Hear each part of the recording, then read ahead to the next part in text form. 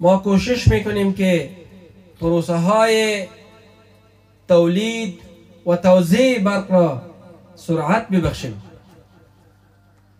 امروز در ولسوالی تاریخی بلخی قرار داریم.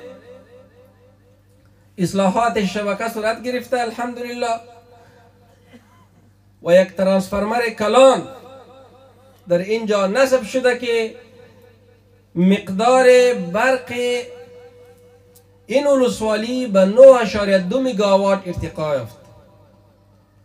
16,000 مشتری که در این ولسوالی ما داریم، شما شاهد این صحنه هستین که قبلا برقشان تقریبا غیر منظم بوده.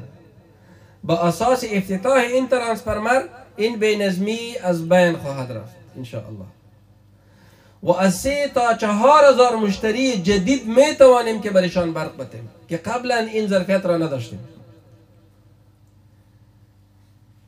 نه تنها در ولسوالی بلخ، در دیگر ولسوالی های بلخ همچون پروژه ها داریم ان شاء الله. در سال آینده 404 هجری شمسی در ولسوالی چمتال، چاربولد، نهرشایی و دیگر ولسوالی هایی که نامه‌شان در ذهن من نیست، پروژه های مختلف داریم. ان شاء الله به زودترین فرصت این پروژه ها را تطبیق خواهیم کرد. در سبستیشن مزار شریف ما ترانسفرمرهای کلانی که داریم اضافه بار هست و در بعض اوقات ما نمیتونیم که به یک فابریکه صنعتی برق بدهیم.